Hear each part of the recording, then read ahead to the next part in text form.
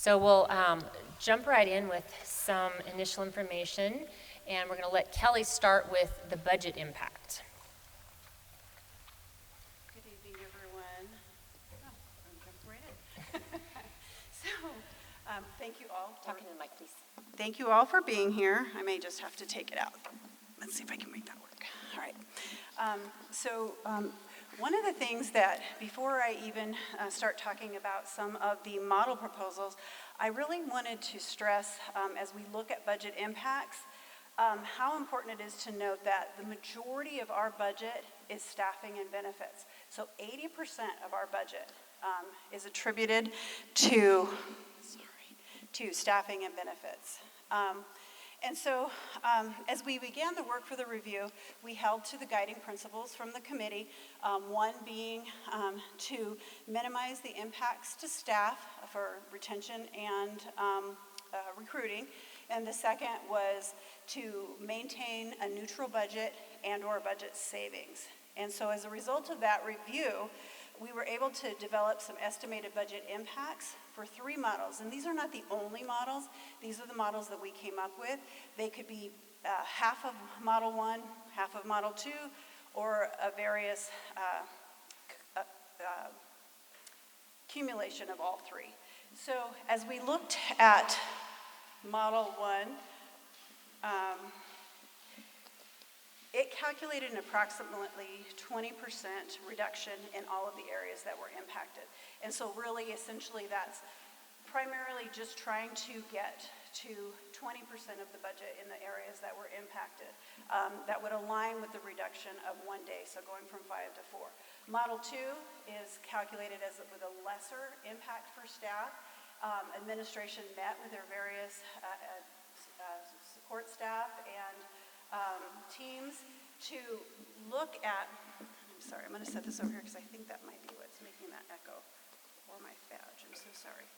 So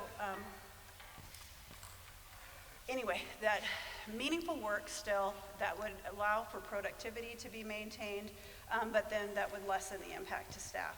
And then Model 3 being a hybrid model. And so that was to maintain as close to budget neutral as possible for already budgeted staff, but continue to make proportionate changes or reductions for non-staffing areas. And so as we looked at the budget impacts, we looked again at that staffing and benefits component at 80%. We looked at certified staff, instructional support paraprofessionals, school front office staff, guest teachers, grounds and maintenance, 12-month employees, transportation, food service, and LEAP. And then in non-staffing areas, we looked at utilities across the board, custodial services, and then transportation non-staffing. And there's kind of some rationale behind that breakout of the transportation non-staffing to staffing, and I'll get to that in a few slides. So as we start by looking at the staffing component, we're looking at Model 1, Model 2, and Model 3. So as you try to read across this grid, you'll see the very first line is certified staff. And so each model has their respective numbers based on that definition that I gave to start with. For certified staff, in all 3 models, we are holding as close to possible as budget neutral. Final column, you'll see the notes there. The next employee group that we looked at was instructional support paraprofessionals. And as you look through the models, Model 1, you'll see $93,600. And basically what that does is that reduces the average paraprofessional hours from 35 to 30 hours per week, and essentially, again, align that to the 4-day week. So if we're looking at a 7.5 day, that would be the number of hours that those paraprofessional works. Currently, they are working the same hours that kids are in school, so that's proportionate.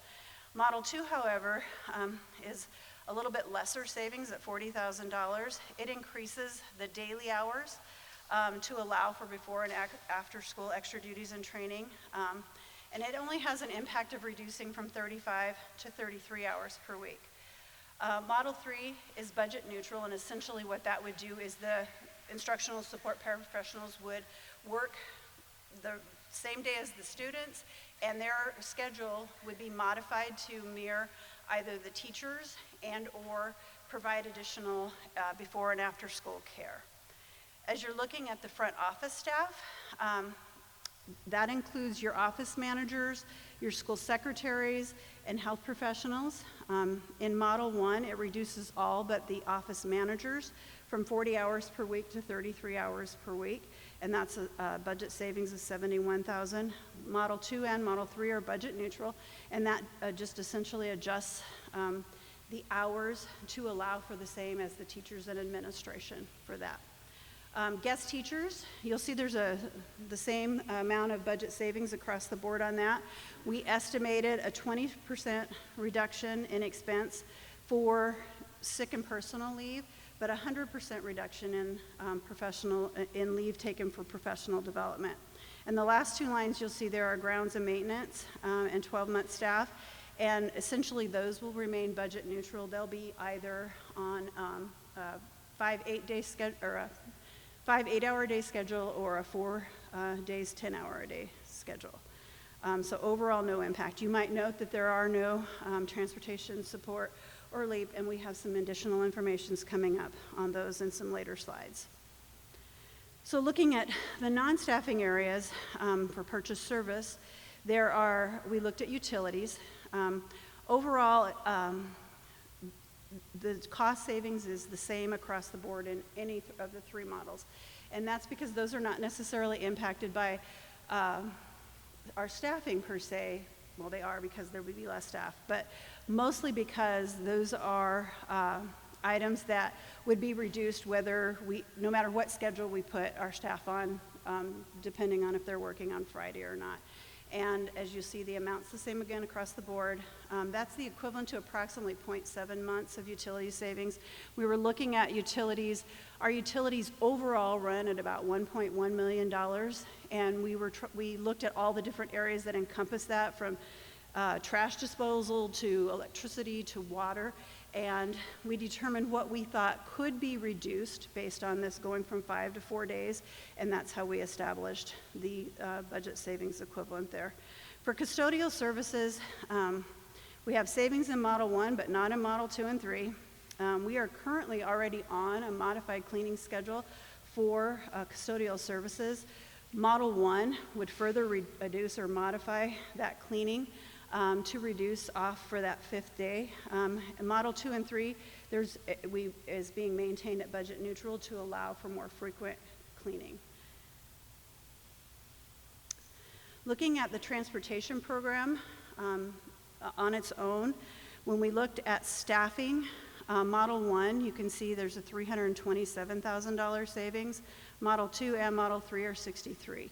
So again, thinking back to the definitions behind the models, if you look at Model 1, we actually just reduced 1 day off of all of our employees' schedules, except for mechanics and the supervisor. Most employees with Model 1 would not be eligible for the district insurance per our current policy. Looking at Model 2 and Model 3, again, those lessen the impact to the staff compensation and benefits, but we still estimate that approximately 22% of transportation employees would be ineligible for district insurance per the current policy, and the current policy allows for staff to be eligible for insurance benefits if they work 30 or more hours. Looking at non-staffing areas for transportation, fuel, and supplies, we estimated roughly $75,000 across the board, and again, that's just approximately 20% for that. As far as the funding formula is a little bit misleading, and as you look at this, it shows 0 across the board for that. And that's because of the way the state sets the funding formula. So the state allows the district to budget for up to the prior year transportation revenue control limit, provided it's not higher than 120% of the prior year. And so the state funding formula is funded from the state general fund and primary property taxes. So more miles that you travel means more funding from the state general fund side as opposed to the primary tax, and less miles means less funding from the state general fund. So it's always a balance every year of how that funding formula works out, but it's important to note.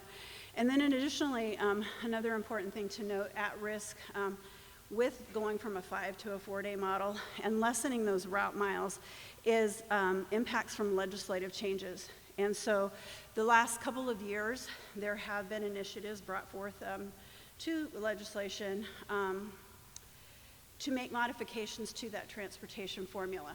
And for now, as you can see, the funding formula somewhat holds us harmless for that reduction in miles. But if they do make changes, that could, depending on what those changes look like, that could be an impact to the program. On food service, as we're looking at staffing options, Model 1 reduces the food service personnel from 5 to 4 days per week. And so thinking about that adjustment, that essentially takes a person that's working 30 hours per week down to 24 hours per week. So if they work 6 hours, they're going to now only be working for 24 hours per week. Model 2 adjusts the daily hours to allow for appropriate serving ratios and training. So essentially, as we start comparing those models, that flat reduction to reduce off that extra day doesn't necessarily mean that we would have appropriate staffing for the amount of meals served. Model 2 and 3 mirror as closely as possible to what we think that 20% loss of meals served would equate to. Looking at non-staffing, we ran 20% basically reduction across the board on that for what we could apply a savings to in food and supplies, because obviously if there's less meals, there's going to be less food purchased. Looking at the funding, Jason worked very closely with Cindy Caminea, our food service manager, to calculate what that reduction in funding might look like for reduced meals. Currently, that program is self-sustaining, and there is no budget subsidized from M&O. However, if we reduce the amount of meals served for this cash-controlled account, that would just mean less money going to the program. And so, as you can see in the note here, loss of revenue equals less claims reimbursement, and less meals served means less revenue. And in researching meal price increases, we, per ADE, they set criteria on how those meals can be charged.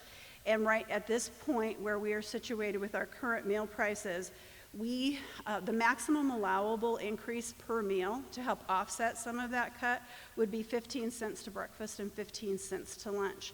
And that 15 cents would actually only equate us about $32,000 based on the estimated number of meals that we would serve. We couldn't necessarily use the FY22 number of meals served because we provided free meals to all students last year. So it really was an anomaly year, and it overstated our trending or average for meals served. So we went back a couple years to 21 and then before COVID to try to come up and make sure we were looking at a more current or a more accurate trending for that for a particular purpose. In all three of these models, only one nets to offset the reduction of that $250,000. But as I mentioned, when we looked at the reduction of the staffing and personnel, it doesn't necessarily align to the appropriate serving. And so models 2 and 3, neither one actually hit that $250,000. Budget impacts to LEAP. In looking at the overall staffing for LEAP and running the number of hours, creating a model by which they would work lesser hours Monday through Thursday, more hours on Friday because of it being a full day, it's relatively budget neutral as far as the staffing. So it's a minimal change to their overall scheduled work hours. However, in looking at the funding side, that's a different story because there is a potential increase for those parents for fees in going from right now the current monthly fee, there's different variations of rates, but the current monthly cost is $330 per month, all the way up to $455 a month to account for potential program participation changes. And so as we were looking at it, trying to run some different models, and with Natasha and her and Lily's support, we were trying to run some different models to see how that program could be maintained to make sure that it currently also, just like food service, is a cash-controlled account. So its operations, there's no subsidy coming from M&O, so its operations are dependent on the revenue that comes in for that program. So as we were looking, we have no way of really knowing how many people will participate on Fridays. So we could not account for like just an even exchange of taking our Wednesday early release participation and moving that over to Friday, because we don't know how many parents may not be able to afford to take their children, you know, to afford childcare for their child on Fridays, or any other reason that they might not be able to participate. And we currently also have DES, or Department of Economic Security grant, that we are receiving for that program to help offset some of the impacts from COVID. But that grant's expiring at the end of this year, so that will no longer have any help or support to offset costs for that program.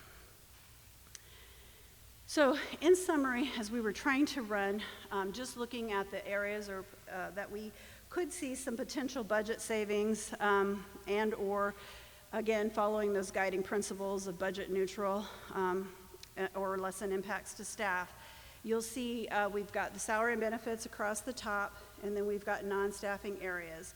When you look at Models 1, Model 2, and Model 3, and I apologize, it looks like a slide did not get updated, because on transportation that should be $63,000 on Model 3. You can see the total estimated reductions in staffing and benefits across the models, and then on the non-staffing, you can see that running across very similarly. We did not include LEAP or food service in this summary, again, because they are cash-controlled and self-sustaining programs, not subsidized by M&O. However, we felt that it was important to talk about the impacts to them, because they are a part of our school district and a very valuable program for our very valuable programs for our family. And so when you look at total potential savings, you'll see those totals across the bottom. You would look between Model 1, again, running approximately 20% reduction, but maybe not leaving a viable program. Model 2 is your lesser impact for staff, again, per that guiding principle. And then Model 3, somewhat maintaining budget neutral, but allowing for savings in non-staffing areas. That's the primary change. And I'm going to flip the slides here. Before I stop for a second to stop and take questions, one other thing that I did want to talk about, and maybe we do want to, well, anyway,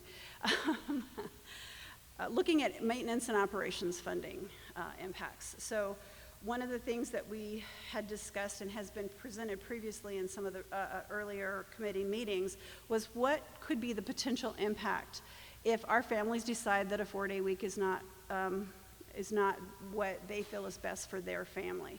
And so we calculated, so that the committee could have that information, the funding impact for potential declines in enrollment. And we ran a couple different numbers just to kind of give the committee a gauge of what that could look like. So if you look at, and I'm going to skip to the middle where you see 1%, a 1% reduction in our decline in ADM would equate to roughly $280,000 lost revenue for the district. Just multiplying that simply straight across to 5%, you can see it's just under 1.4 million, and you can do the math in between by giving you that 1%. If it winds up being 2%, if it's 3%, if it's 10. So you would be able to equate that. One other thing I think is important to note, and it may look like a lot of money, so you're thinking that's a lot of kids. It's not that many kids. 1% equates to roughly 51 ADM. 5% equates to about 255. So not as many kids as you might think for those amounts of money. So I would pause and answer questions. And I see hands. So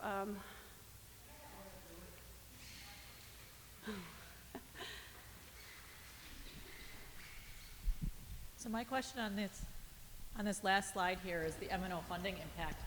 Have you also considered what going to a 4-day school week would do to increasing students for families that want a 4-day week? I mean, with the fact that the district is growing so fast, this seems like an offset. I think this is kind of misleading a little bit because I think this would, with the number of new students coming into the district, either through growth or because families are moving because they want a 4-day school week, this would be offset. it is possible. Absolutely, it's possible that that could be offset by that, but I think it's important that we also note what it could look like if the enrollment is lost. One thing I would say is that if we are, because of that growth, when you look at growth right now where we are, growth is typically adding to the budget, so that might be lost revenue in the gap between going from a 4-day to 5-day, but that's just, it's really speculation, and it will depend on what our families choose. It could be more, to your point, and you could go the other direction. I apologize that I didn't actually put it if it went the other way, but I assume maybe if you looked at 1%, you would know swing up or down. Yeah, I had the same question. I too believe that there could be an increase because we do have some families who are opting for the 4-day school week. But my question is, could you put up do you know off the top of your head, kick back to that one right there, what is our total M&O budget for this year? $34 million, All right, that puts it in perspective. yes.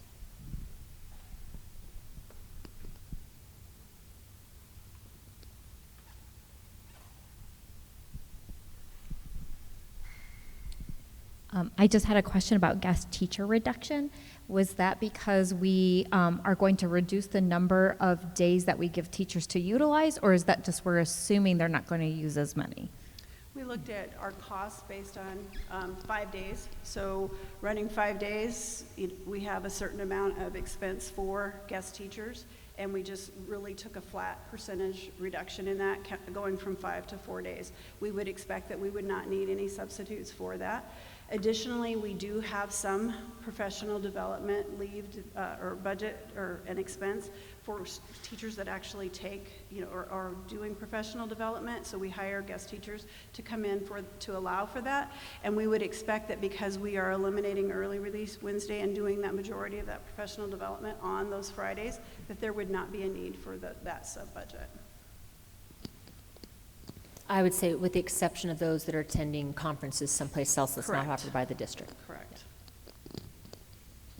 So I think, Connie, that maybe, the aspect of teachers taking, it's possible that teachers could take less days off because they now can schedule maybe some things on a Friday where they would be off and they might take less. But it's simply, I think she took it simply at a 20% at this point, rather than a kind of a speculation.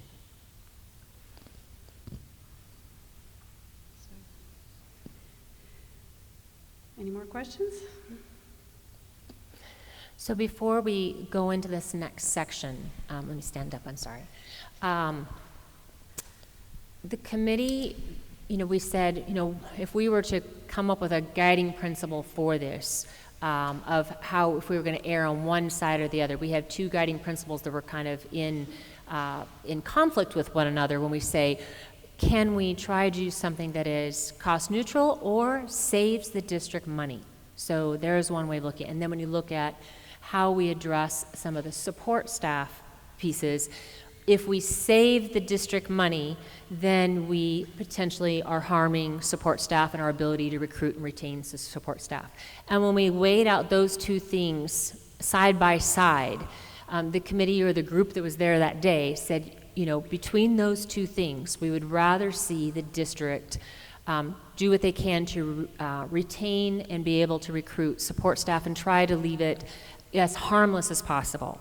So that is why Kelly modeled it in the 3 ways. Even though I think Model 2 probably comes the closest to maybe a realistic way of looking at actual schedules and saying a meaningful use of their time. It did result in some cuts to hours for employees, but not like it was with the Model 1 with a full 20%. So in Model 3, it's probably actually not possible to give them all of those hours back, but a cost-neutral way of doing that might be to take that savings and then reapply that into the wage schedule for support staff so everybody gets a little boost, because we can't just add it to some employee groups but not other employee groups. So just showing that distinction. So overall, if we were going off of your recommendation, I would say overall we're looking at the Model 2. But we felt like for the people who aren't here and haven't been participating over time, they absolutely would still have that question of what's perhaps the full opportunity in Model 1. I would also caution that while that looks like a larger number for Model 1, the RAND survey that came out last year studying 4-day weeks found that overall districts saved maybe about 5%, and it wasn't near as much as what maybe, all their modeling, like we've done this modeling, we may not see, even if we went with Model 1, we may not see that kind of actual savings, because some of it's based on things like utilities, and if the air gets turned on, the air gets turned on, to do the work that comes in. So just know that, that's I wouldn't say it's necessarily conservative or extravagant. It's just trying to pick a point in place and a particular rationale for coming up with that particular number. And could it be argued that you could model it even differently? Absolutely. And will it come true? Who knows? It's just a place to start in the conversation. So I wanted to come back with all of you, because this is whether if the board votes to move forward with the 4-day week, we still are going to have some other decisions to make after that decision throughout this next spring to really put this into implementation if it goes forward. And so one of which is going to come right up in November as we start budget conversations. How we're modeling this really does matter and will have a big impact. So after what you've seen with Model 1, Model 2, Model 3, I'm going to say for the ones that are not cash controlled, I think we have to handle those separately. And that would be LEAP and food service are like a completely different conversation, because we have to have enough revenue to cover the expenses and end of story.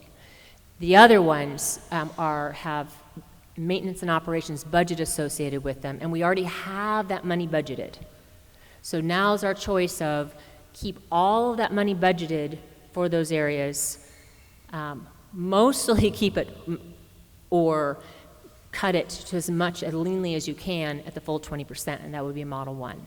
So will you just talk amongst your tables a little bit and talk a little bit more and see if, now that you've learned a little bit more, are you still thinking the same thing as you did the last time we talked about this, or do you have some different conclusions? So you have to turn and talk to each other.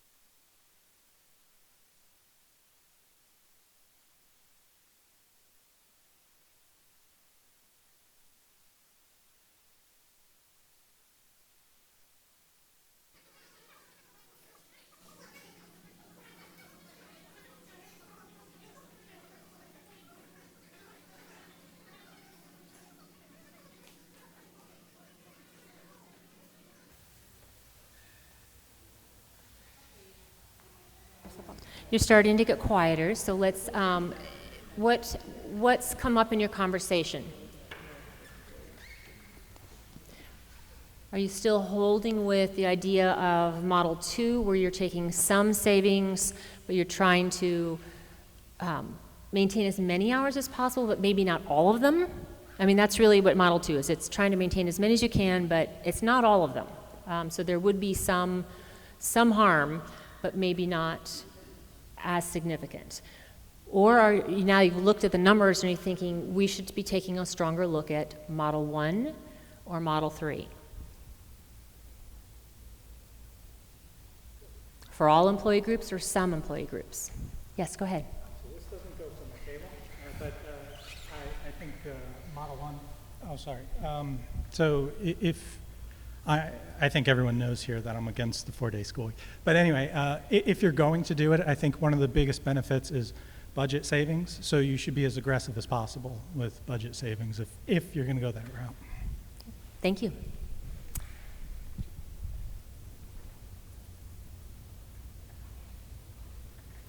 Anything additional?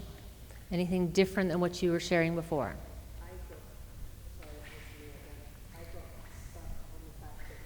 Let's let you just start again with the microphone, thank you. Sorry. I got stuck on the fact that you're going to lose all your bus drivers no matter what model you pick because they're going to lose their benefits. I would say with Model 2 and Model 3, I don't think we will. Actually, Mr. Nuttall, why don't you respond to that, because you actually talked to every single bus driver. We did. We after we did our survey, initial survey results that I shared on the very first night out, we went by and did a complete scenario of what our current needs are. So I think I mentioned something about based off of outplacement students or homeless students or students that might need, like the School for the Deaf and Blind as an example. We still are required to transport those students, and so we evaluated that we would currently right now need 5 drivers on a Friday and 5 assistants on a Friday. So it doesn't impact all of them per se. And then also, there are opportunities for midday driving. So when we have transport of, say, preschool in the middle of the day, that also requires additional drivers. Some drivers just said simply, not going to do any midday work. Some drivers also said, not going to come in on Friday. Some drivers said, you can build my training hours on a Tuesday and we'll do training on Tuesday. So it really came down to 6 drivers, which I think Kelly used a percentage, but it came down to 6 of our current 30 drivers that said, nope, not going to do anything extra. The other thing is when we talk about their willingness to do additional duties that could help to supplement the hours, we're going to talk a little bit about it in the pros and cons. I don't want to get ahead too much, but here's the thing, is you put somebody who has been hired as a bus driver to drive students in a position where they're A, not comfortable, B, not qualified to be responsible for that type of interaction with students. We've learned that in many other cases. So I just completely transparent. There were 6 of them. There's one that said, nope, I rest in between my routes, and that's all I'm going to do. I go home and take a nap. Okay, great. Love to be able to do that. So we had 6 of them.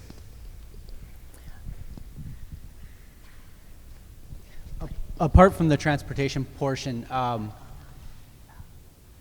we talked about this before, but this was in the beginning of this conversation months ago, supposed to be one of the biggest cost savings because of the budget override, right, failure. With this being modeled as it is, sounds like, what I'm hearing is probably Model 2 is what a lot of people are thinking, but looking at what the potential savings is modeled versus what's actual, and that possibility of that almost being a wash or not nearly what we're expecting. This has really nothing to do with this, but it does roll into this.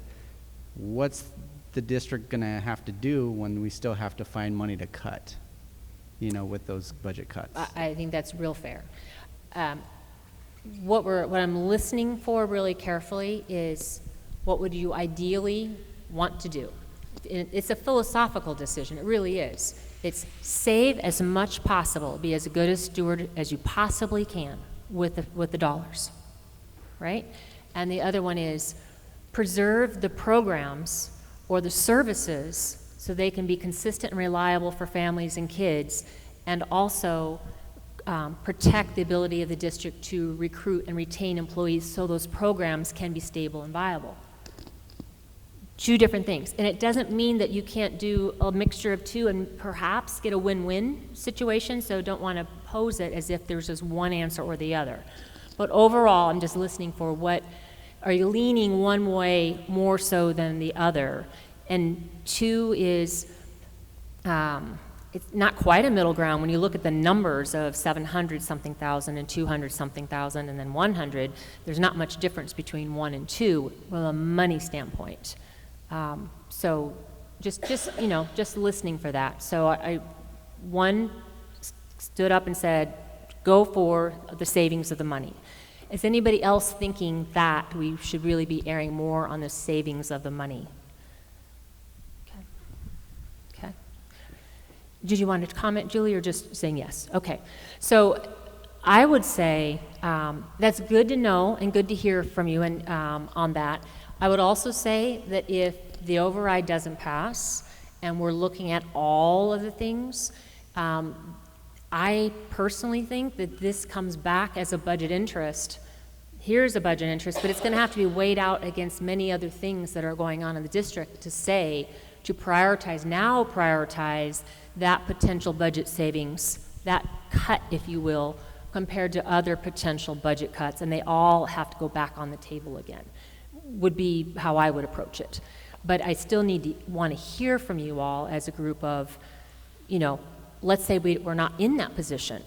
Which direction would you still rather go?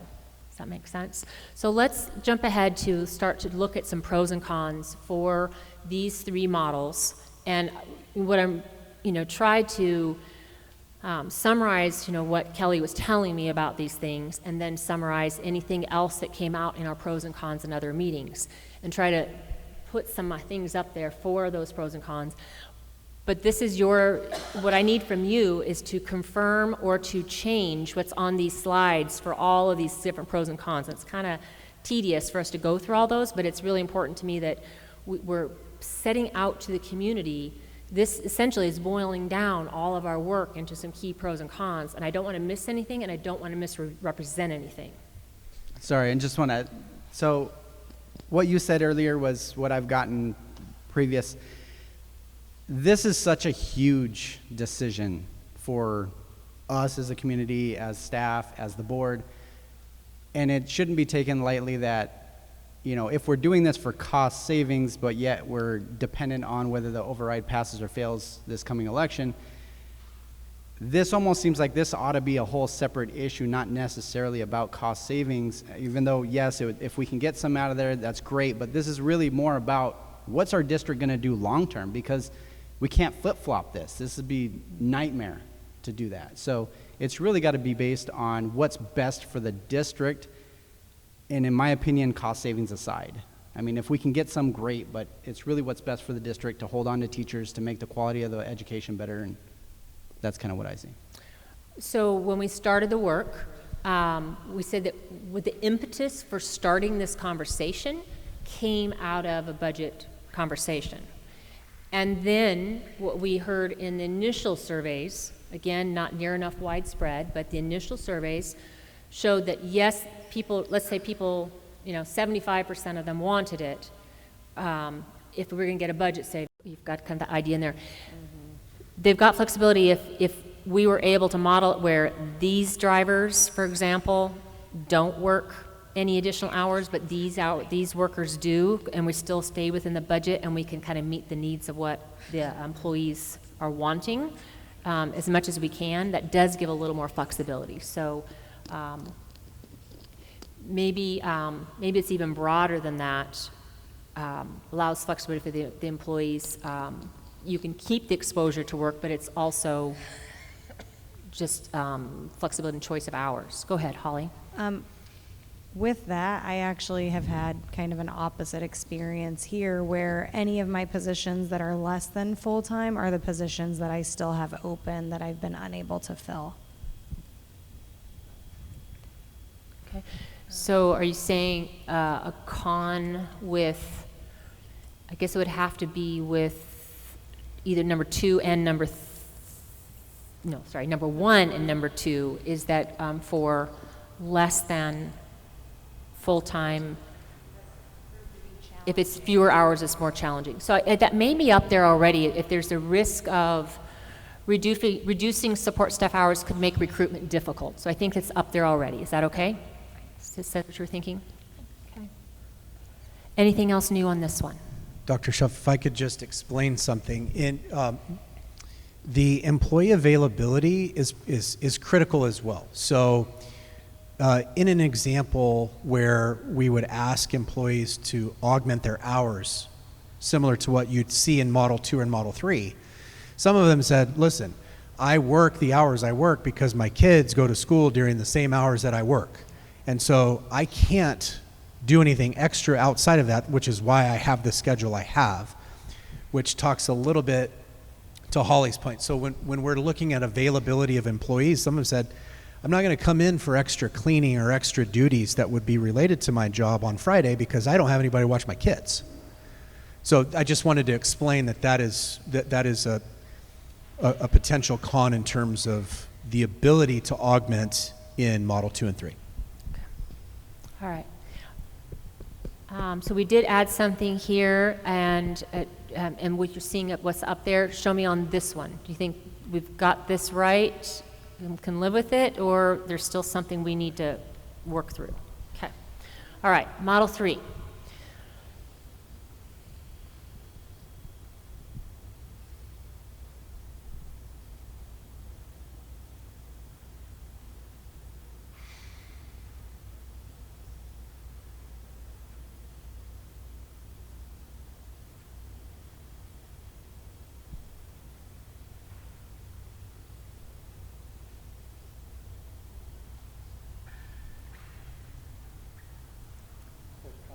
It doesn't address the fact that we don't save a significant amount of budget, which would be one of the pros for the 4-day.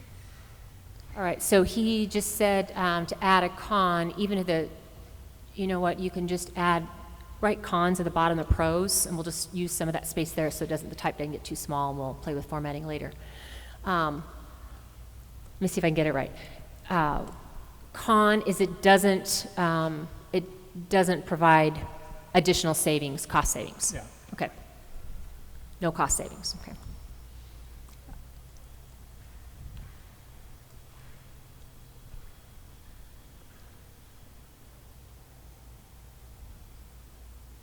Anything else?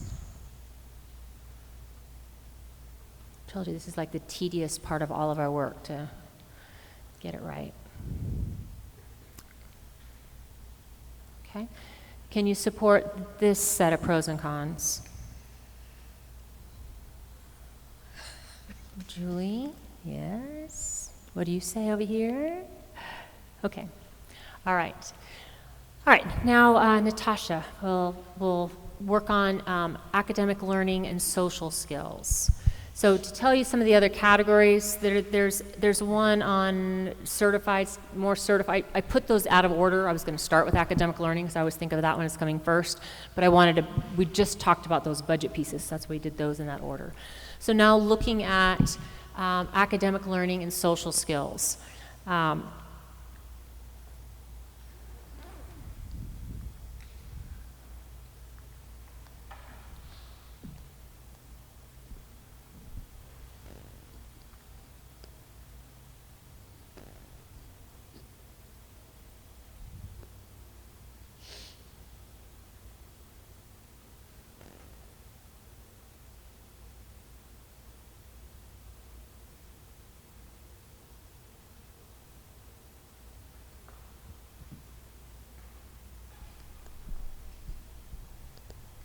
So just think back to some of the conversations we had in the past, I guess maybe the first day and a little bit on the second day.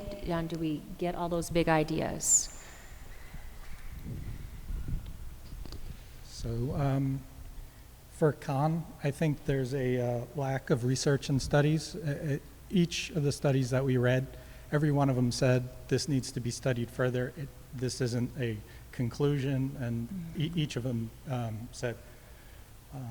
The other thing is the challenge on the pro, the research neutral impact on academic achievement. I don't think that's the case in the studies, at least not in my interpretation. I think that's heavily based on, I think it's Paul Thompson, one of his. So he did one of the research papers on the negative effects of the 4-day school week. Then he followed it up with another research paper where he talked about, okay, if you're going to go to a 4-day schedule, what is the biggest factor to that? And that's maintaining those hours. And that's why I've been an advocate for don't cut the time if you're going to do this, just don't, don't reduce the amount of instruction time. So How would you amend that, do you think, to make it more accurate? I would remove the statement that research noted neutral impact, because I didn't come to that conclusion. I think it was mostly negative impacts. Paul Thompson, you'll be happy to know that he also, in that study, he talks about low, medium, and high. So I emailed him and asked him to give me the time frame so we know our district, where do we fall on the scale of low, medium, and high, and we fall in the what he called kind of the medium to high range. So that, again, Medium that's to why, high amount of instructional minutes yeah, currently? and that's why we wouldn't want to reduce it, because then you're going down medium to low, and that's one of his biggest factors with if you're going to do it. But again, his studies and the other ones all say more research needs to be done. So for me, that's a major con. But I don't think it's neutral. I think it's a negative impact on academic learning. So I hear you saying on a con would be, Lack of research on Yeah. the 4-day model. I have that. okay. Well, I saw just as, I guess, as much research that said that, there were no impacts. So neutral, I think, is the safer word, just based on all of the research that I was doing. I didn't just take one person's opinion on a particular idea or model. I really looked at probably at least 20 different articles and different cross-sections of socioeconomics and everything. And, I compared a lot of the things around in our district as well. So I still think the statement is kind of more neutral. I mean, it can have a negative. We're not saying it can't, but there were some that had also negatives, some that had positives positives, as yeah. well. So anyway, I think it could be neutral. But one pro that I did hear often in the research was a decrease in student behavior as far as In their distractibility in the classroom, which then of course would increase learning and would also increase their social skills when they're having a decrease in that. And then another pro, having more qualified teachers, because if you're and that's going to go back into that other portion, I'm sure too, but there's a direct impact obviously of highly qualified teachers to academic learning. So I feel like if you attracted more teachers who are highly qualified, then you're going to see a pro of increased academic learning. Thank you for that. Did you all want to add anything? Am I still heading your way? Hold Don't on. bypass Amanda. Oh, you bypassed Amanda. I saw your hand first.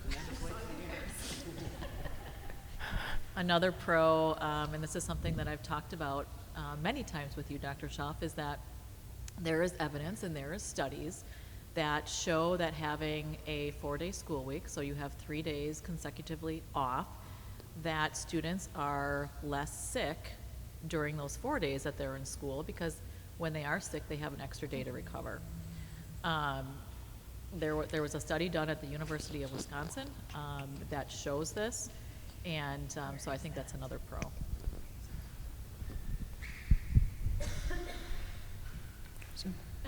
I need help. Okay. Julie, does that equate to Fridays are the highest day of the week for absences? No. Okay. Sickness? More time to recover with sick.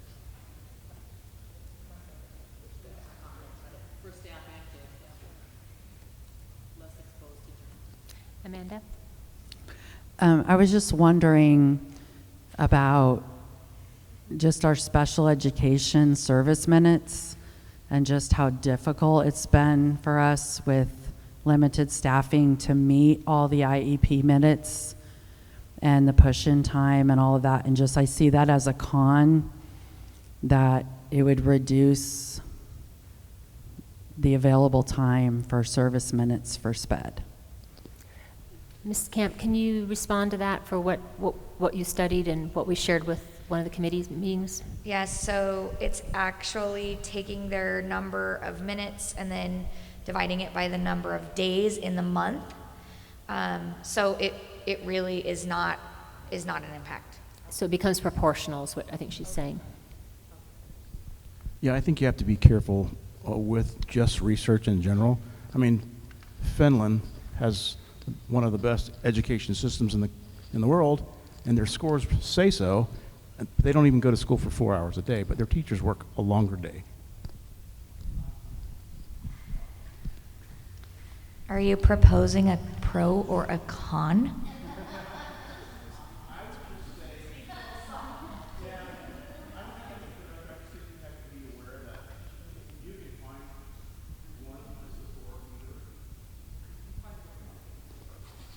Go ahead. Just comment on the social skills. It's also a reduction in social interaction with kids their age if they're sitting at home with mom and dad.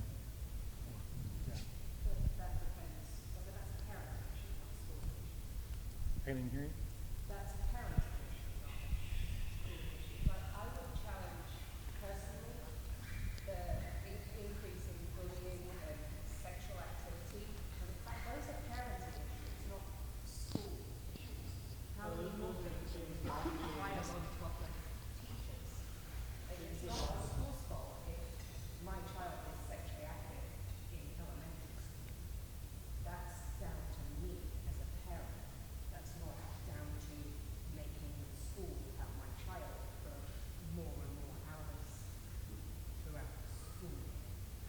I think that one came from one of the research articles, and that was a con that surfaced and was agreed to in that meeting. It doesn't mean we need to leave it up here ongoing, but.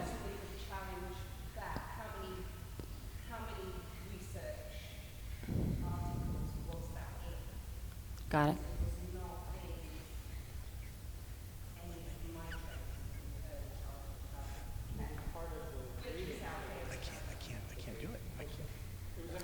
It was in one of the articles that was listed. And I'm not remembering now, it very well could have been a study of high schools, and maybe not elementary schools. So to your point about younger children. Okay. All right. So this is one, we've got some good debate going back and forth, so I want to surface which ones I think we can agree to and have them stay on, what we put out to, anybody who's wanting to watch can see every last minute of this, they can see all of the debate and conversation, but I'm looking for what is it we're gonna put in front of the public hearings, so, because we don't have 4 nights with them. We have 1 night. They can vest greatly, but what do we want to, are we okay? Can you put this back on where it shows up for everything? And you'll have to be going back and forth, I'm afraid. So I'm looking to see, can we all agree with all of this, or does anybody feel strongly that something needs to be removed here? Go ahead, Julie. No, I have a comment. So I think on that one added con, lack of research on a 4-day model, I think that's very misleading. Because there's lots of research on a 4-day model. And that should be refined as to what the gentleman was saying here as to what specifically is a con about a 4-day model. And research is just that. It's constantly ongoing. It's constantly being refined. I read journal articles and manuscripts from university professors all the time. And they all recommend future research into something else. That's just the nature of research. So I think that leaving lack of a research on 4-day model is very misleading in a con. Would you feel more comfortable if it said peer-reviewed research? No? Okay. So Okay. But I'm just going to interrupt for a minute. I'm sorry, because I want to avoid going back and forth. Show me by show of hands anybody who would like to keep that on this list as it reads right now. You want to keep it on the list. Could you live with our list if it came off? Well, I'd also ask how many of you are for a 4-day school week? About all of you, right? So I think it's important, because it's going to come up. It's in each of those studies. They talk about it not being in cities and rural communities, and I'm happy to read whatever other studies. I don't consider articles a credible thing. You said you read 20 articles, but I'll read any of the studies that you guys put up. What I did was looked at those studies. I did some Google searching, but there really isn't a ton of studies. There's not a ton of research on this, especially not in a community like this. Well, and that is the nature of research, because we're not going to find a specific journal article or manuscript that studied our area, because that just doesn't exist. I'm not saying in our specific area, but we also have to acknowledge that we're conducting an experiment, and maybe it's better to look at one school and do this and see how it works out for that school. Well, I think Dr. Schuff and her administration have reached out to other local school districts in Arizona to better understand their experience, and that's what they're bringing to us in these conversations. With respect to the particular research, from what I read, those were peer-reviewed manuscripts that were published in professional journals, and all of them have different hypotheses. So they're all going to be looking at a very specific aspect, and their conclusion is going to be very specific to that aspect. It's not a general concept on whether a 4-day model is good or bad. It's on their specific hypothesis. Right. And Let me just interrupt again. What about an adjustment? Could you live with an adjustment that said It just needs to be limited peer-reviewed research articles? Does anybody support that? No, I'm I okay don't. with I that. don't.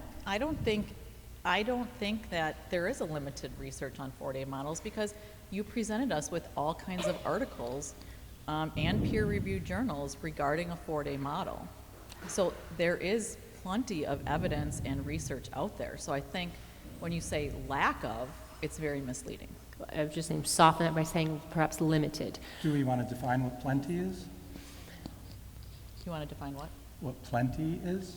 I'll tell you what, we don't have a majority, much less a consensus, to keep it on there. But I think what we could do for sure is list, and if any of you, Connie, you spoke to some, if you have some of those additional articles, we were asking people to submit those to us, we can add to that. I won't call it a lit review, because it's really, there's no bibliography, or, there really are links. But we'll add to that list, and we will make that available to the public for the public hearings, and they can come to some of those conclusions themselves. How about this as a middle ground? You could say that research is ongoing for a 4-day model. Could you all support that? No, I don't agree. Research is ongoing. That's your middle ground. All right. You all can support that, and I think we'll just put directly in there a link to the list of resources we have, so people can see that. Okay. All right, we're going to look at academic. She's catching up with us, so we're all going to pause for a minute while she catches up. Thank you, Natasha. I'm a terrible note taker while I'm thinking about processing while I'm standing up here. I'm terrible at it. You can trade with me if you want to, Natasha.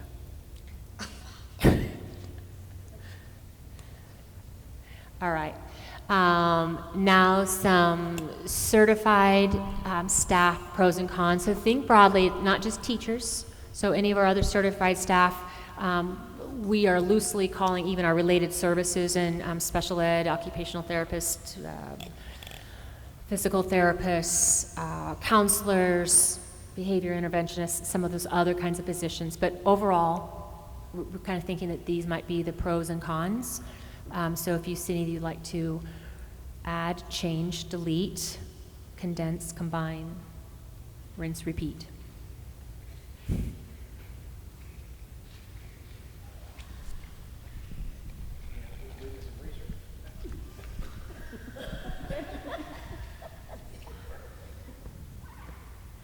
Go ahead. What do you have? Okay, so I think that the first con is not a con. So if a teacher is absent, it may have a significant impact on achievement. That exists today. So how would that change from a 5-day week to a 4-day week? You still had the same effect or impact on achievement. Let me just read the room here. You're nodding, you're nodding. Okay, let's take it off. You okay with that? I also think while you're there, Ms. Camp, I think the second item is not a con. I think that teachers are certainly capable of working a longer day. And for them to be well-planned, I think is just a common professional expectation. I don't think that's a con. Okay, I heard and agree. Let me see the rest of you. What are you thinking on that? Okay. Okay. I mean, they're all professionals. They all work after hours right now anyway, so I don't see how that's. Yeah. Just trying to capture just some of the ideas that came up for you all to respond to, see where they would land. So that's okay.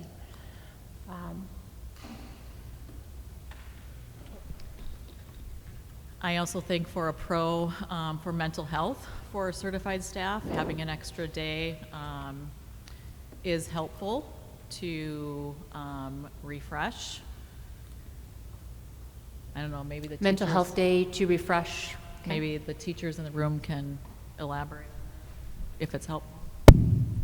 So I've heard from a lot of my peers, and they are not okay with the way the survey came out recently, and the extended amount of uninterrupted time on Fridays makes them feel as though that they will be held to a candlestick on Fridays, and that it makes it more difficult for them to increase their day and be held accountable to extended Fridays.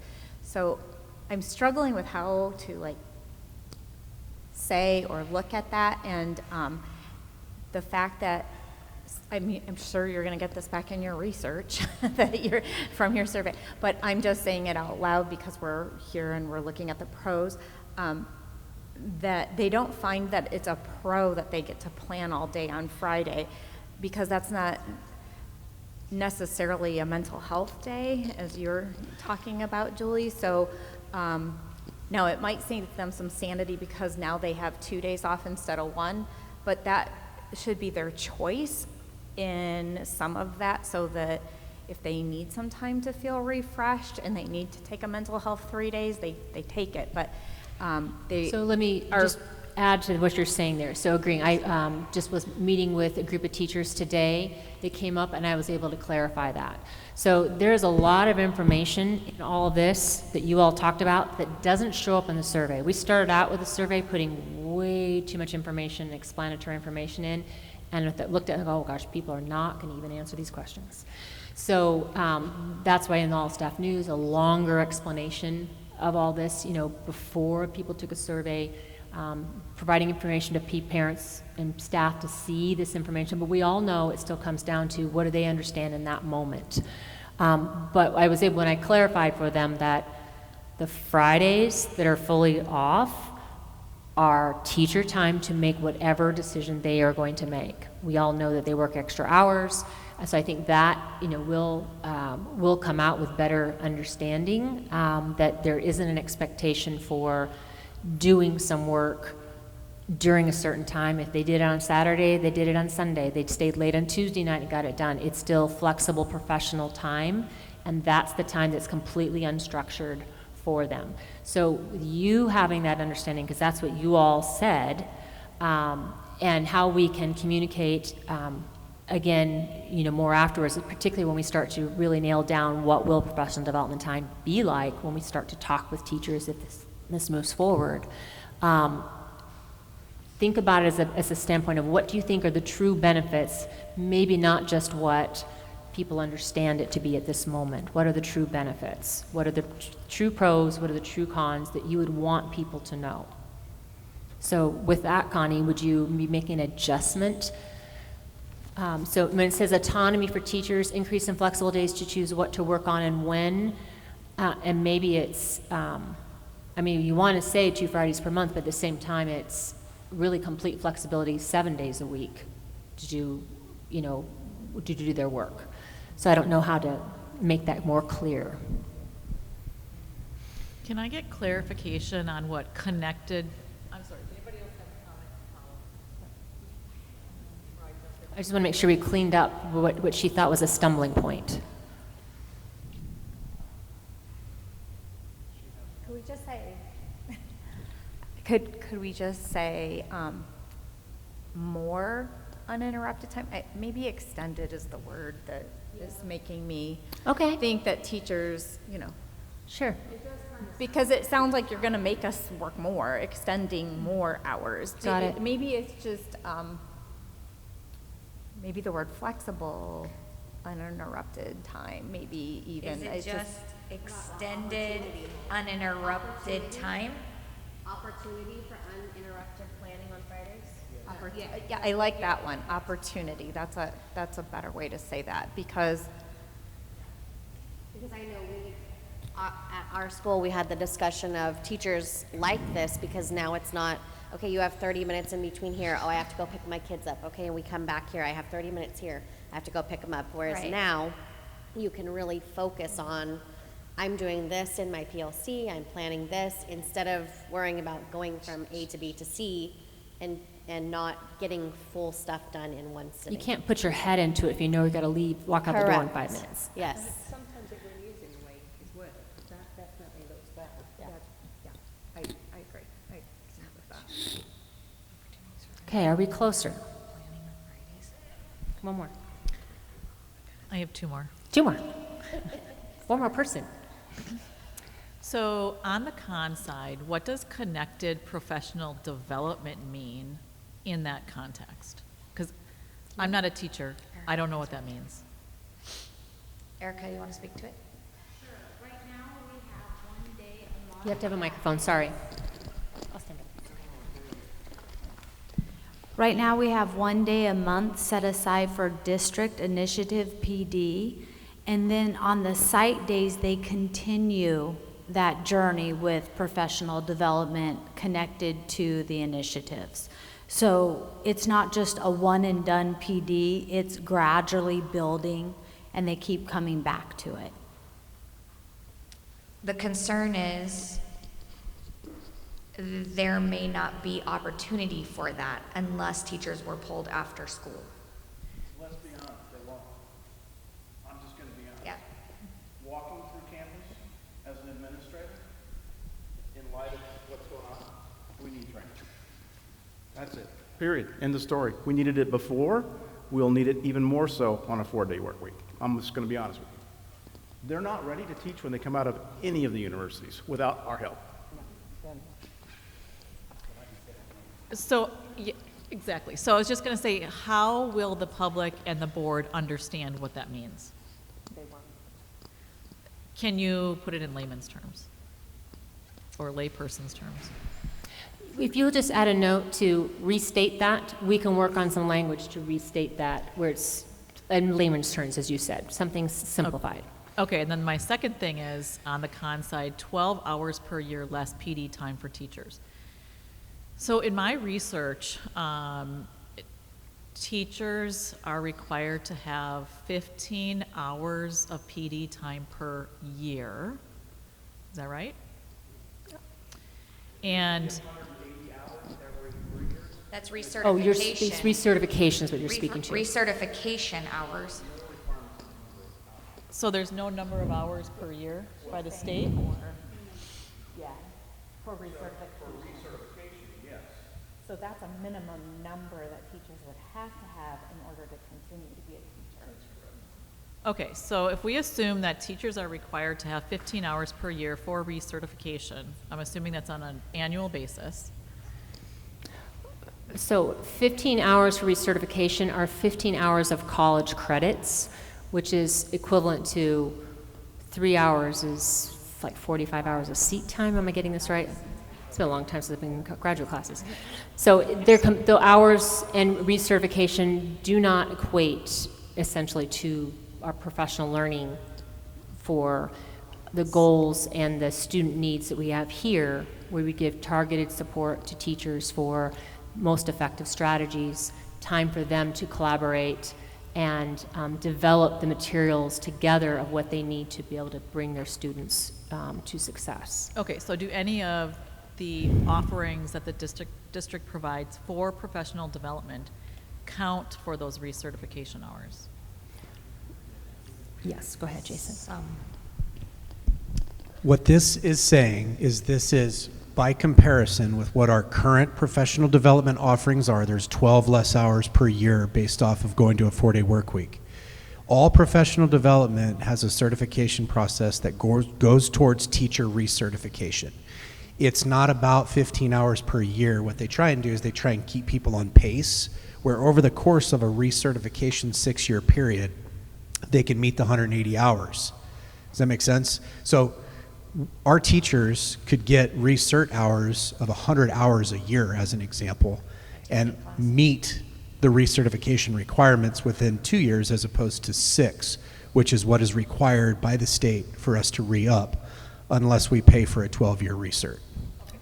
So thank you for clarifying. So that kind of answers whether or not this is truly a con. So if you're losing 12 hours per year, you still have plenty of hours, well over what the recertification requirement is.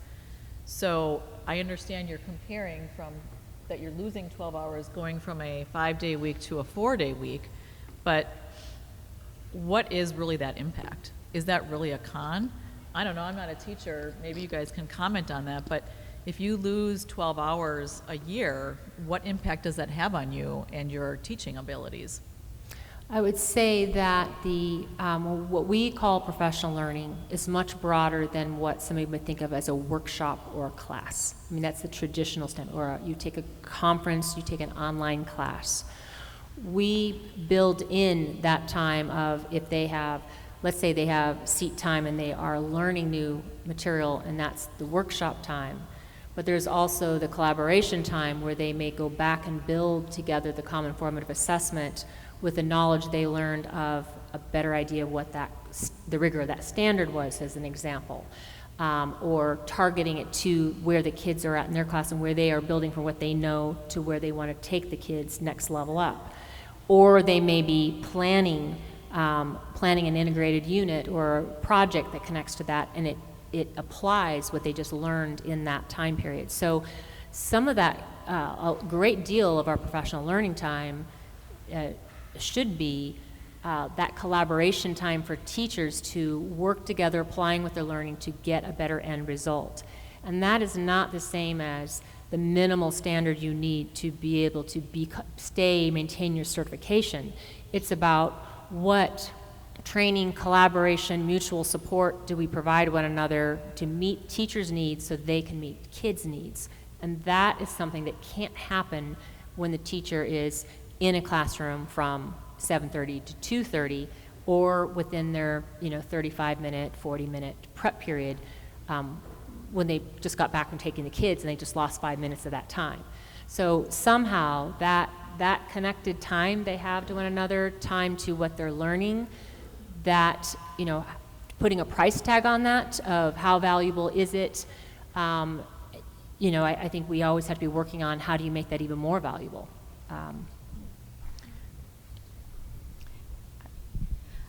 And with that being said, if I am a new teacher, that would be a con because I don't have the time to work with my teammates. And I would, like he said, really need the time. So that's why it would be a con. So,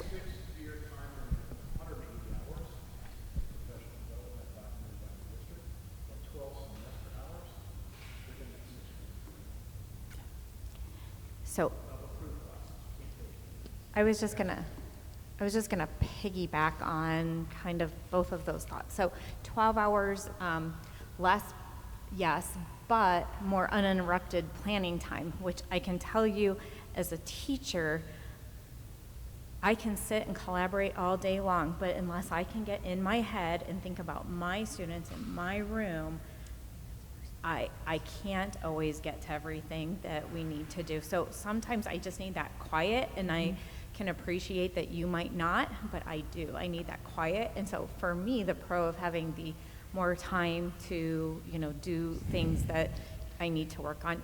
So while that looks like it could be a con, I kind of feel like the offset of the pro that I get more time that I can now implement the district's PDs.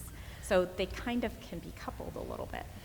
Let me say this, because I hear what you're saying is, like, here's the middle, and you're kind of saying, hey, this might be a little bit on the con because it is less. Because one of our guiding principles, well, we were judging all these pros and cons against those guiding principles. And one of the things we were trying to do is say, how can we maintain as much as possible the instructional time? How can we maintain as much as possible the professional learning time? So it's just like this side of it, because out of all the models we looked at, 7, 7.5, 8, it came the closest to keeping it as a break even. So to Julie's point, is like how much professional development time is still there. It still does offer that by having the 2 Fridays. So I'm wondering if it's restated to say less collaborative time. Yes. Because that was an interest of a member in one of our first meetings. Please don't take the collaborative time away. So is it that, do we want to change it to collaborative time? So then it would be a pro of the uninterrupted planning time, because no one's going to know if you're collaboratively planning at Starbucks. Well, yeah, that was what I was going to say, because you don't know. For those people that are, on teams and, they all teach ELA, they may choose to plan collaboratively. Do you know what I'm saying? So I don't even know if you could do that, because... Is there a different way to kind of put it into context where, I don't know that I'm answering your question, but when I see numbers, okay, 12 hours, but I know you guys do tons of PD time, what percentage of that is 12 hours? Is that 5% that you're losing? Are you losing 20%? I don't know what that is. So I think putting it from a percentage perspective is more informing.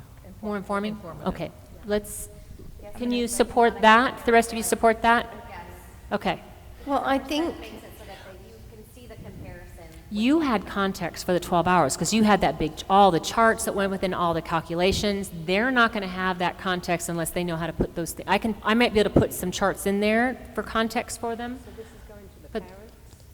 this is going to anybody who comes to the public hearings, which would include staff and parents. So staff would understand it, but to parents, they're not going to know what All it right, means so she's anyway. got a percentage, and that may provide more meaning. Yeah. The Okay. percent would- Yes. because that goes in with- I think one of the things, because that 12 hours comes off of our actual district PD.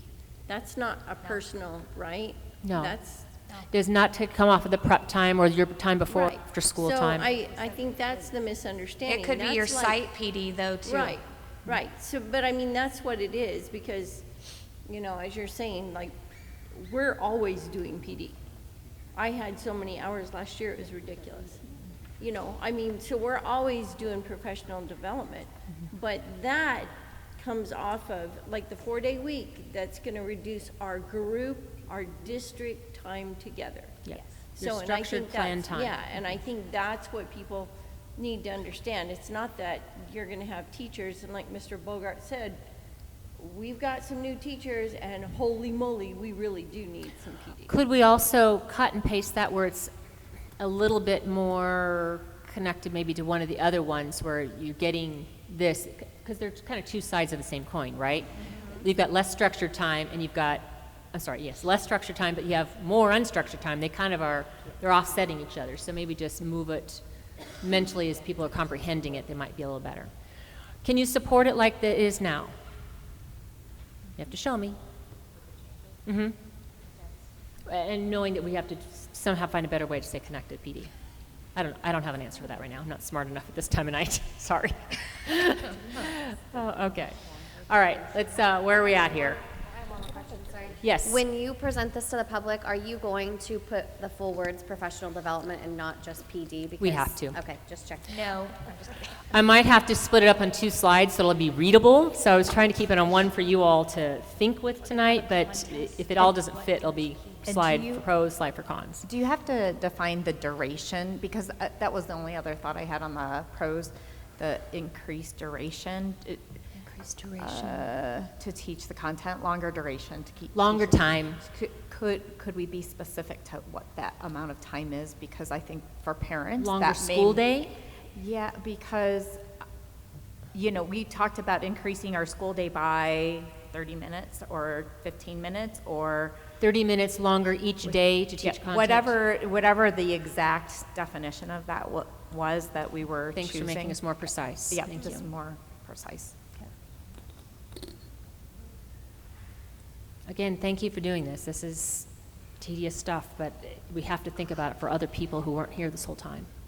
And you're doing a good job of that. All right, childcare for families and staff.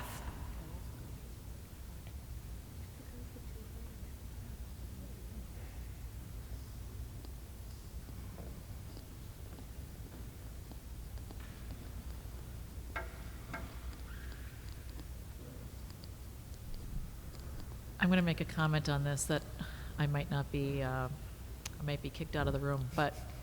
No, you're safe. I think childcare is not the responsibility of the school or the district. That is something each family, each person that has a child is responsible for. And that is not the district's problem, quite honestly. Is it, I would agree. That's why we don't provide that service as, we don't use, typically, we haven't ever, but typically we don't use our budget to pay for that. That's a family responsibility. It's simply a service. So agreed. Is it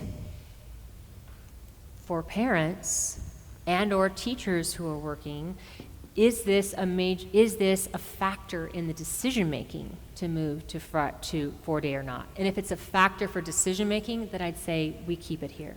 If we don't think it's a factor that we shouldn't be considering, then I could feel comfortable taking that out. It should be for teachers and staff. Yep, it says childcare for families and staff, so Well, that, it should be for staff.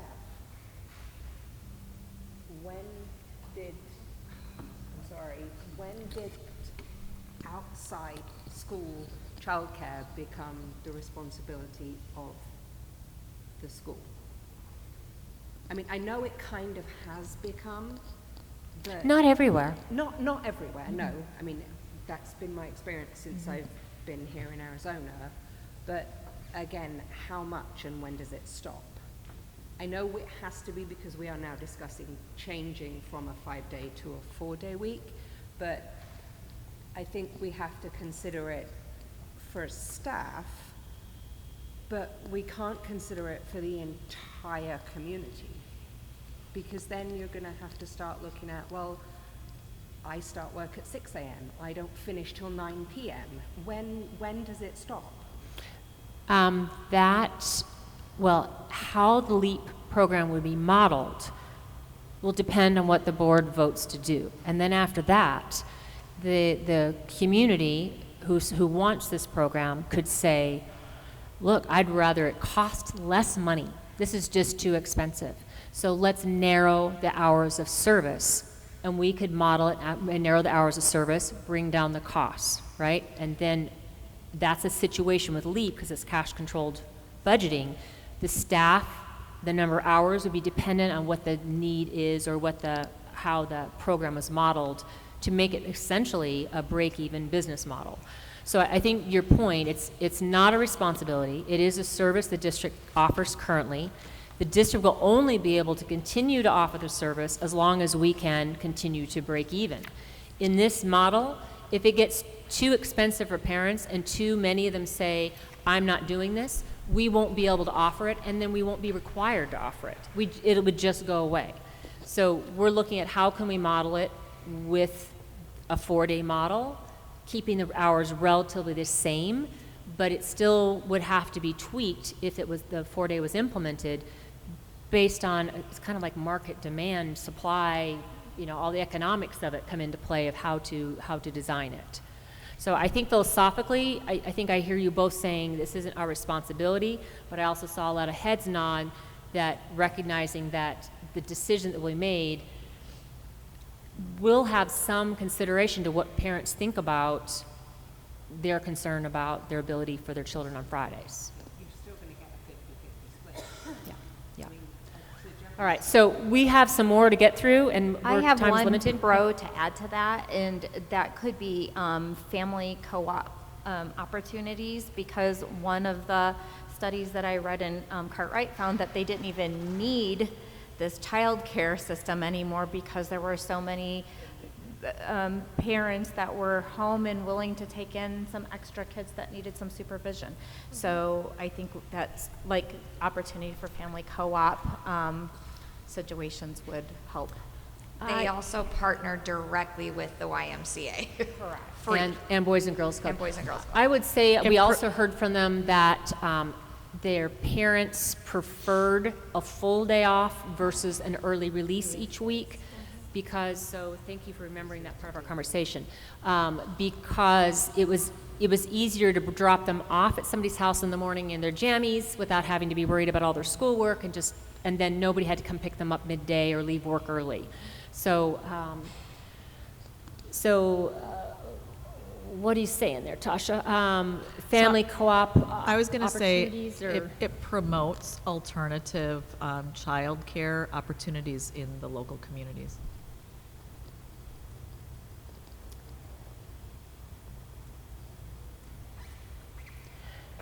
that may be preferable to an early release model. Or I don't know if those go together, maybe they're separate, I don't know. I think they're separate. An early release model is quite different than a full day off. Yeah. That's So my can opinion. I take off family co-op if we're doing? Yeah. Yep, I'm okay with that. Maybe some families may prefer a full day off versus an early release pickup midday. And I just want to go back to my original comment and your comment as well, which I agree with, and I agree with. So I think we should focus this on staff. Families, like I said, you know, when you give birth to children, you know that you have to be responsible for them, and childcare is one of those responsibilities. I think that most families realize what a 4-day schedule will do for their childcare situation. I was once told by one of my professional colleagues that when you have children, plan on a change in your childcare situation every 6 months. And sure enough, that happened. I'm sure many of you can attest that your childcare situation changes all the time, and I don't think that we need to provide cons here for families because they know what it's going to do to their families and what their childcare situation is. I think this should stay focused on staff and how it affects staff. I agree. So changing the word families to staff on the top. I would disagree. I will just say, I would usually only- kind would of keep it only neutral, but I'm disagree uncomfortable with that. because maybe I can give some statistics. Because we're So- responsible for our children too, Julie, and I had them, so. Yeah. So And they the- made it. The amount of staff that utilize the program is minimal compared to the rest of the community. Maybe 12 staff members. Yeah, that's interesting to know, and that's important information. I think we should leave it families and staff because, yes, I know, like at our site, it's mostly our outside families that use the program. But the one thing that bothers me on the con side is the loss of work time compensation. I don't think, you know what, that's really, to me, that's like, why is that on childcare? Because if I was working, I wasn't a teacher, and I mean, I would make it work. I would get a different job or what. I don't understand why that is there. Is it potential? I think it actually could come off because I think it goes both ways. I think there's some families that'll find it they no longer have, this is what Cartwright told us, we no longer have to take off work that day because we now have a way we could do full day care. We just didn't have a way to do the half day where the child has to get picked up. So I'm kind of thinking it might be on both sides. So if it could be on both sides, then we would eliminate it. Would that be all right? Yeah. Okay. What am I doing? Just eliminate that one because, yeah, it just works both ways. I'm reading the room. Okay. Can you support this now as it stands? Okay, go ahead. I'm not trying to cut you short. If you're going to do that, then don't you then need to remove the unsupervised children of families who cannot afford to pay? Because again, that is not the school's responsibility. If you remove the childcare information, then that is also no longer the responsibility of the school. It's not your fault that children are unsupervised in the community. I suppose you could argue that the first two, additional cost to families to provide childcare, they have to provide childcare on Fridays. That's the con. If they choose to do it or they don't do it, we all know it's unsupervised, so it doesn't, I don't know that it has to be there. We can't eliminate all the cons, folks. There are some cons here for parents. And I just want to make sure we are saying what the big idea is, because they will eat us for lunch when they say, really? You didn't think about parents? And are got, primarily a room full of staff that's left here at the end of the day. I think you're proposing something outside of the norm. Typically people work a 5-day work week. Parents work a 5-day work week. I think you need to accept that some families, both parents need to work. You're switching it to a 4-day school week. You're switching it on them. You have to acknowledge that that's going to be a financial issue for some families. It's not because they're bad parents. It's because they have to work. I fully understand that, and I don't know where you're getting that idea from, but in many families, people don't work a 5-day, Monday to Friday, 9-to-5 job. People work shifts. People work weekends, evenings, early mornings. So again, those hours are not during school time anyway. So how does that factor into what the school hours are? Because the families that do work a 5-day work week matter too. They pay taxes as well. Absolutely. You're switching the norm. You're So switching I from a think- 5-day to a 4-day. So I think we're kind of getting lost here. So unsupervised children is the question, right? That's the word in question. So parents, as a con, I think parents will have to figure out what to do with their kids on Friday, or if that's the con. Whether they're supervised or unsupervised, that really should go away. There's a lot of stay-at-home parents; their kids will be supervised. So it's just I think that wording, unsupervised children. I think the con is just parents will need to know, or staff will need to know. Well, I don't even know that you need to say that. They will need to figure out what to do with their kids on Friday. If I could add something to that unsupervised component, we have staff children that if the teachers are in professional development and they're there for 6 hours on Friday, they are unsupervised while they're at school, or it still becomes a staffing responsibility for us to consider. Well, they cannot be at school on those days. So those are two issues. Well, families or staff, either one, if they are working on a Friday, they have the issue of what are they going to do with their children. So what I think I hear you saying is that additional cost or responsibility for families to provide childcare on Friday. And is that just it? Yes. Yeah. So families will have to account for additional, Cost doesn't need to be in there. right. Because it might not be cost. It might not be a cost. It could just, Well, partly because we were, maybe that's one thing, and then at the LEAP part of, because we did study that LEAP, and that's part of it. And so the LEAP, we determined, was going to be an additional cost because of how we have to staff it and because of the additional hours of service. So perhaps that's the, Additional cost for LEAP could be there. yes. Because, And cover that. And then the other one would just be additional childcare you still have to prepare for it, yeah. Those are two different issues, having a cost or having a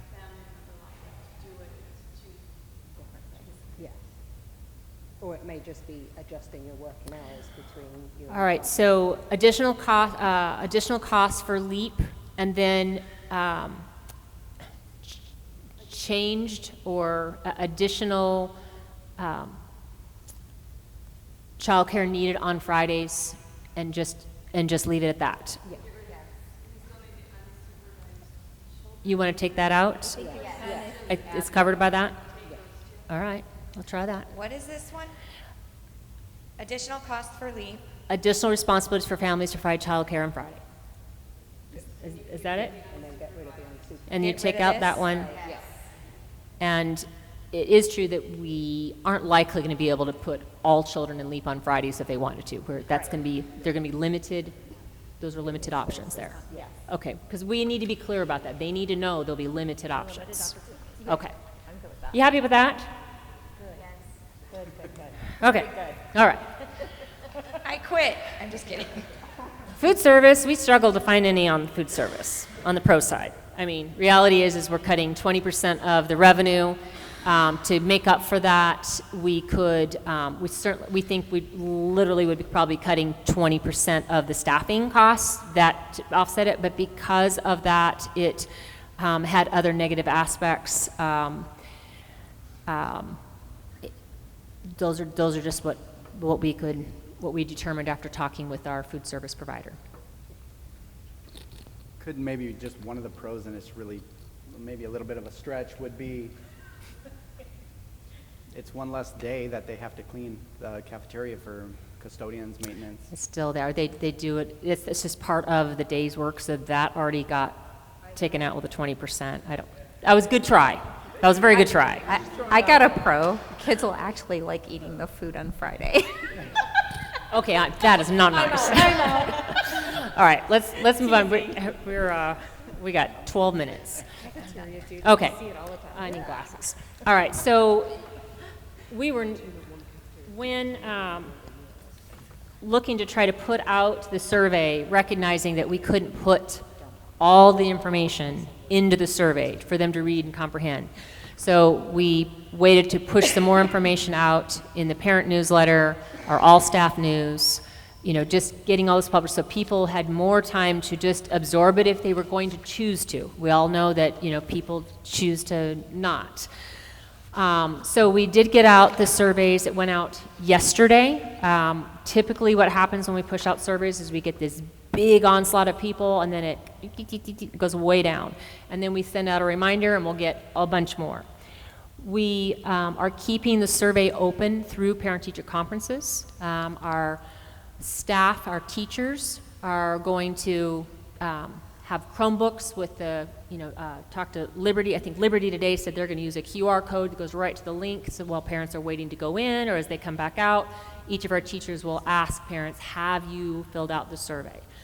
Principals and our teacher advisory teachers and all of you here in the room that are their teachers are going to highly encourage 100%, and we'll keep doing the gentle, if not consistent, reminders until people tell us. We don't know when they've finished, so we would just simply say, have you done it? You haven't? Okay, when are you going to do it? We want 100%. So let me just read. I'm not going to go through all the survey results. I just was able to pull this off before I came over. Parents for I'm just going to boil it down to the final two questions that probably will matter the most to us. Do you think we should do it? 64% said yes, 26% no, 10% unsure. On the staff side, 71% yes, 15% no, 14% unsure. So what'll be interesting is, as a governing board, do they see this as like a majority kind of a thing? Or are they looking at it overall, what's the overall impact also to our overall enrollment? And how people respond on a survey can be very different than what they actually do in real life. So somewhere in there we're going to have to say, I don't know, is that half as many people, a third as many people? What will they actually do when push comes to shove? So when we ask the question, how likely are you to withdraw your child and take them to someplace that had a 5-day school week? Very likely with parents, 10%, somewhat likely 9%. So again, much smaller than the no, but still 10% and maybe the other 9%. Staff, very likely to move them someplace else, 0. Somewhat likely, 12%. So you put that into context with what the cost is if you lose 1% or you lose 6%, just take that 1% times whatever that percentage is. If I was guessing and trying to budget around something like this or staff something around this where it says 10% are very likely, I wouldn't, just like if we were expecting this kind of growth, I would be more conservative on that. I wouldn't say we're actually going to get all that growth with all the homes being developed around here. In the same way, I don't necessarily think that 10% will actually take their kids and go someplace else. But is it likely that more than 1% will? If I was betting, I'd probably say yes. So at some point, we're going to have to find that point of what do we think of interpreting from that, and then say what will be the loss. To Julie's point, the district is expected to get growth. When we get growth, it's more than growth and just we hire more teachers. It also gives us capacity for programs and services for our teachers and for our students. When you're there's kind of a sweet spot the size of districts. Really small school districts suffer with the kind of programs and services they can offer. At either the central office or even some of the extracurricular things, there's just a little bit of ease that happens as you grow a little bit. So it's, if we simply offset our growth by a loss of students, it is a potential harm. It also could be considered somewhat of a break even at the same time. So I don't want to misrepresent it, but just understand that there's two ways of looking at it, and both have merit. So I don't know what that means. Those are the early indicators. You always, you want to see what's happening, what's out there. And so I think I would just ask you, at this point with what you've heard, what are you thinking overall for, at the end of the day, as far as making a recommendation to move forward with this? So I think it's pretty much the same thing. It's like you either think you're for it, you could go with it either way, or you think this is not the right thing for us to do. So just show me individually what you're thinking now. I think based on survey results from the first survey and then also the beginning of this survey, I think it's overwhelming that staff and parents want to move transition. Yeah, it's very positive. And so then we just have to say, at the risk of, I think really it comes down to say, if that's what the people want to do, and these are the families and these are staff, I can get behind that. And I think the issue is, what is the risk on the other side? And that's a real question to consider. So, and you're right, there's always a risk, but if you think about those surveys and then you flip-flop that, saying, well, that 10% that doesn't want the change, but 90% does. Yeah. You got to look at both sides of this survey. Absolutely. Well, I will capture that information in our summary of your thinking on that here tonight. I thank you for hours and hours of discussion. And I'll stick around. Do you want one more comment for the greater good, Julie? So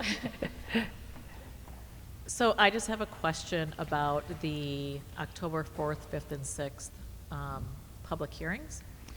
So I have a concern about the particular locations that were selected, because it looks like our northernmost school was selected and our southernmost school was selected. I think my concern is that more centrally located schools may have been a better option for community and parent feedback. I also note that about 25% of your student population is in Estrella, and there's no meeting up there or in that location. So I think that maybe that should be reconsidered as to where those locations are, or maybe add additional locations. Do you think the couple of miles extra is harmful? I mean, that you think people won't come because of that? Yes.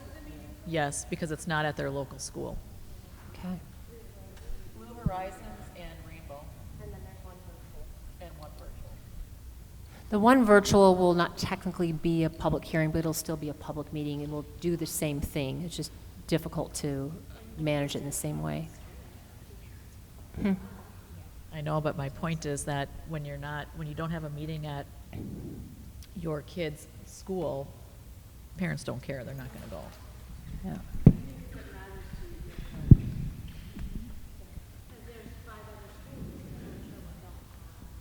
Well, that's what I'm saying, we should have one probably at each school.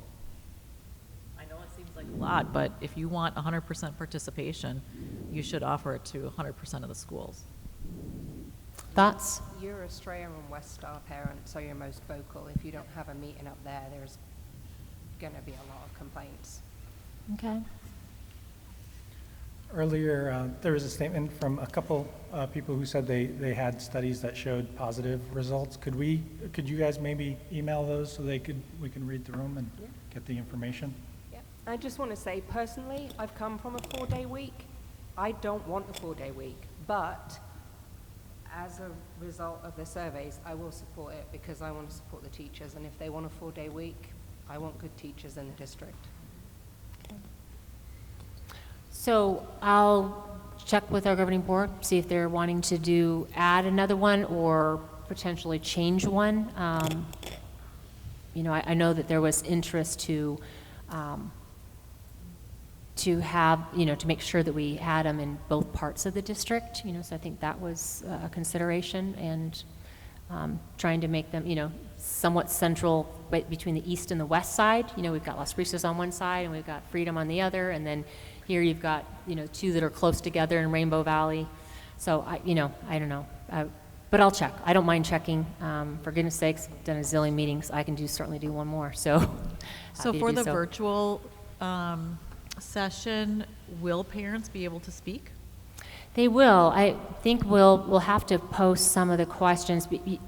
If one person speaks and then you have, you know, 100 people on the line, it'll be harder to do so. So we'll have to manage. We'll do some things with an additional app where we can get post-its and we can pose the question and multiple people can put some things on, and then we can look for some raised hands for people who want, or in the chat that want to speak, and we'll try to monitor the chat. It's going to be, I'm just going to say it's going to be challenging.